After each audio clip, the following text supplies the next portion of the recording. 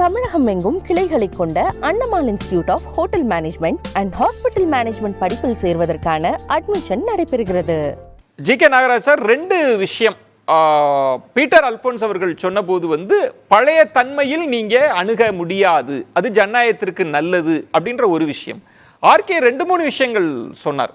நீங்க உள்ளுக்குள்ளேயே உட்கட்சிக்குள்ளேயே இப்போது இல்லாவிட்டாலும் சில மாற்றங்கள் முரண்கள் இருக்கலாம், ஏன்னா வாக்கு சதவீதத்தை காண்பிக்கிறார். உட்கட்சிக்குள்ளேயே எதிர்ப்புகள் வருவதற்கான வாய்ப்பு சூழலும் இருக்கு அப்படின்றதும், கூட்டணி கட்சி தலைவர்களை நம்பி நீங்க ஆட்சியை நடத்துறதுல இருக்கிற சவால்களையும் சுட்டிக்காட்டினார். இல்ல, உலக நாடுகளையே ஒருங்கிணைத்தவர் பிரதமர் நரேந்திர மோடி அவர்கள். ரஷ்ய உக்ரைன் வாரை நிறுத்தி போரை நிறுத்தி மக்களை மீட்டுக் கொண்டு வந்தவர் நரேந்திர மோடி அவர்கள். உலகத்துல திறமை வாய்ந்த தலைவர்களில் நம்பர் 1 இருக்கிற தலைவர் நரேந்திர மோடி அவர்கள். அதாவது ஒரு மிகச்சிறந்த ஒரு தலைவரை தோற்கடிக்க வேண்டும் என்று திட்டமிட்டு ஒன்று சேராத கட்சிகள், ஆம் ஆத்மியும் காங்கிரசும் ஒன்று சேர்ந்து, கம்யூனிஸ்டும் காங்கிரசும் ஒன்று சேர்ந்து, திரிணாமுல் காங்கிரசும் கம்யூனிஸ்டும் ஒன்று சேர்ந்து, இன்னும் சொல்லிட்டே போலாம். இப்படி எல்லாம் பல கட்சிகள் ஒன்று சேர்ந்து பல கூட்டணிகள் அமைத்து அவர்கள் பெற்ற மொத்த சீட்டுகள் எண்ணிக்கைன்னு பாத்தீங்கன்னா 235. எங்களுடைய தனித்து நின்ற நாங்களுடைய ஓட்டுக்களை எங்களுடைய எண்ணிக்கையை கூட அவர்கள் பெற முடியல. அப்படி ஒரு தகுதியற்ற ஒரு கூட்டணி இன்னைக்கு டெல்லியில உட்கார்ந்து ஆலோசனை பண்றாங்க. எதுக்கு ஆலோசனை பண்றாங்கன்னு தெரியல. அவங்களுடைய ஆலோசனை நோக்கம் மக்களை மீண்டும் ஏமாற்றுறாங்க. நாங்க ஆட்சிக்கு வந்துருவோம், அதை பண்றோம், இதை பண்றோம். சந்திரபாபு ஒரு கூட்டணி கட்சியில் இருக்கிற ஒரு தலைவரை அழைப்பு கொடுக்கின்ற, அதுவும் தேர்தல் ரிசல்ட் வர அழைப்பு கொடுக்கின்ற ஒரு தலைவர் ராகுல் காந்தி அவர்கள். அந்த அளவுக்கு ஒரு மெச்சூரிட்டி இல்லாத ஒரு தலைவரை பெற்ற ஒரு கட்சி 100 கூட தொட முடியல. 99 ஒரு காலத்துல அவர் வெளிப்படையாக ஜி.கே. நாகராஜ் அவர் வெளிப்படையாக அழைப்பு விடுக்கல. இது பற்றி நான் தனித்து சொல்ல முடியாது, தலைவர்களோடு பேசுவேன் அவர் வெளிப்படையாக சொல்ல. அரசியல்ல தகுதி அப்படின்றது ஒரு வார்த்தைக்கு பதம் இருக்கான்னு எனக்கு தெரியல. அரசியல்ல தகுதி, இவர்களுக்கு தகுதி இருக்கான்னு அதை தாண்டி நம்ம பேசலாம். ஒரு கூட்டணி அரசு அமைக்கிறீங்க, ஒரு கூட்டணியில் இருக்கிற கட்சியோடு, கூட்டணியில் வெற்றி பெற்றிருக்கிற ஒரு கட்சியோடு அதை பற்றி பேசுவதை அவர்களை அழைப்பது என்பது ஒரு அநாகரிகம் தான். எந்த அளவுக்கு பதவியின் மீது ஆசை என்பது நீங்க பாஜக இதை விரும்பவே விரும்பாதுன்றீங்க. இன்னொரு அணியில இருக்கிற கட்சியோடு பேச்சுவார்த்தை நடத்துவதையோ அழைப்பதையோ விரும்பவே மாட்டோம். இத இந்தியா கூட்டணி தலைவர்கள் செய்யறத பார்த்து அதிருப்தியா இருக்குன்றீங்க. எனக்கு பேசுறதுக்கு முழு வாய்ப்பு கொடுங்க ஜி.கே. நாகராஜ். சாரி சார், என்ன விளக்கம் தான் இது உங்களுக்கு ரொம்ப அசூயையா இருக்குன்றீங்க. இப்படிலாம் கேட்கலாமா? நான் சொல்ல வரேன். இப்ப அவங்க டெல்லியில கூடியிருக்காங்க, நம்முடைய முதல்வர் கூட போயிருக்காங்க. நோக்கம் என்ன? இன்னைக்கு ஒரு வலுவான 292 சீட்டோட இன்னும் 10 பேர் சேர்ந்திருக்காங்க. எனக்கு 300 எண்ணிக்கையோட ஒரு கட்சி ஆட்சி அமைக்க போகிறது.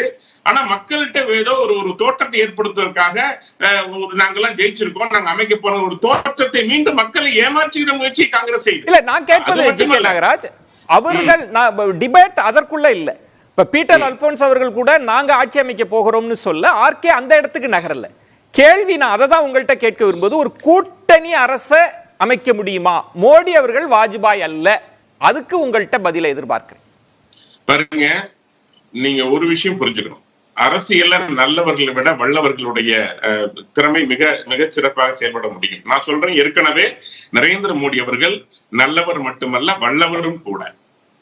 அவரால் 100 மடங்கு, நான் சொல்றேன், உலகத்தை ஒருங்கிணைத்தவரால இந்த 2-3 கட்சிகளை ஒருங்கிணைப்பது நிச்சயமாக சாத்தியமற்றது என்று நீங்கள் நினைத்தால் அது மிகப்பெரிய முட்டாள்தனம். ஒன்று, ஏன் சொல்றேன்னு கேட்டீங்கன்னா, இன்னைக்கு இருக்கிற நிலைமையில தெலுங்கு தேச கட்சியாகட்டும் அல்லது நம்முடைய இந்தி கூட்டணியை உருவாக்கிய முக்கியமாக இருந்தவர் நம்முடைய நிதிஷ்குமார் அவர்கள்.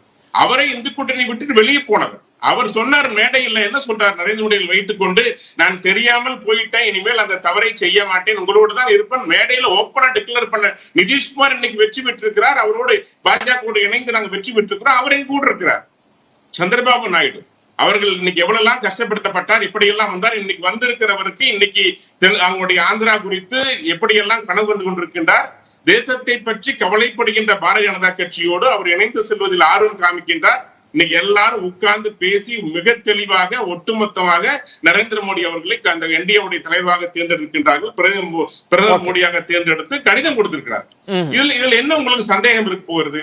உங்க நோக்கம் எல்லாம் என்னன்னா, இப்ப இதற்கு முன்பு திரு ஜி.கே. நாகராஜ், இப்ப இதற்கு முன்பு தனித்து முடிவெடுக்கிறார் பிரதமர் அலுவலகம் பிற அமைச்சரவை எடுக்கக்கூடிய முடிவுகளை கூட தனித்து எடுக்குது அப்படின்னு சொல்லப்பட்டது. அதுக்கப்புறம் மத்திய புலனாய்வு அமைப்புகளின் செயல்பாடுகள் இனி அதுக்கெல்லாம் ஒரு நெருக்கடி வந்திருக்கு அப்படின்றாங்களே. இனி அப்படிலாம் நீங்க செயல்பட முடியாதுன்னு சொல்றாங்கல்ல. இல்ல ரவீந்திரன் துரைசாமி அவர்கள் சொன்னாங்க, ஜனநாயகத்திற்கு எப்பொழுதும் மரியாதை கொடுக்கின்ற கட்சி பாரதிய ஜனதா கட்சி. பாரதிய ஜனதா கட்சி திரும்ப சொல்றேன், காங்கிரஸை போன்ற ஒரு குடும்பம் சார்ந்த கட்சி அல்ல. திராவிட முன்னேற்ற கழகம் போல கிச்சன் கார்னட் குடும்பத்தில் இருக்கின்ற கட்சி அல்ல. பாரதிய ஜனதா கட்சி ஜனநாயகமான கட்சி. எப்பொழுதும் ஒரு முடிவெடுத்தால் கூட, ஒரு டிஸ்ட்ரிக்ட் லெவல்ல முடிவெடுத்தா கூட 10 பேர் அமர்ந்து முடிவெடுக்க வேண்டும் என்பதுதான் கட்சியுடைய கொள்கை. எங்களை பொறுத்த வரைக்கும் கூட்டாக அமைந்து முடிவெடுப்பது என்பது கடினமான காரியம் அல்ல. அதை எளிதா செய்ய முடியும். குறுக்கிட விரும்புனீங்க சுருக்கமா? இந்த உக்ரைன் வாரம் பத்தி திரு நாகராஜ் அவர்கள் குறிப்பிட்டார்கள். இதுக்கு தான் ஜான் ஒலிவர் என்ற தி வேர்ல்ட் இஸ் வீக் என்ற அந்த ப்ரோக்ராம் வந்து கழுவி ஊத்தி இருக்காங்க. இவர் கேட்டாரு, அவங்க நிறுத்துறாருங்கிறது உலக நாடுகளே சிரிக்கக்கூடிய ஒரு விஷயமாக மாறிவிட்டது. அது உங்களுடைய ஒரு கேம்பெயின்ல நீங்க கொண்டு வந்திருந்தீங்க, அது வேணா வச்சுக்கலாம். அதை தாண்டி தயவு செய்து இந்த மாதிரியான தவறான தகவல் வந்து மறுபடியும் ரிப்பீட் பண்ணி கொண்டிருக்காதீங்க. யுக்ரைன்ல வார் நடத்துக்கு நரேந்திர மோடினால முடியவில்லை, இன்னமும் வார் நடந்து கொண்டுதான் இருக்கிறது. இது ஒண்ணு. ரெண்டாவது, என்டிஏ என்று குறிப்பிடும் போது தயவு செய்து இந்தியா கூட்டணி என்று குறிப்பிடுங்க. இந்தியா அலையன்ஸ் கூடும்போது என்டிஏ அலையன்ஸ் கொடுங்க. பாஜக வந்து காங்கிரஸ் பார்ட்டி என்று குறிப்பிடும் போது பிஜே பார்ட்டி என்று குறிப்பிடலாம். அதுக்கு பல அர்த்தங்கள் இருக்குது. சுருக்கமா சொல்லிடுங்க.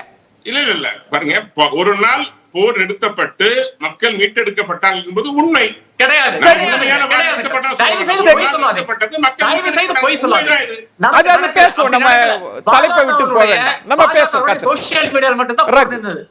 தமிழகம் எங்கும் கிளைகளை கொண்ட Annamalai institute of hotel management and hospital management படிப்பில் சேர்வதற்கான அட்மிஷன் நடைபெறுகிறது.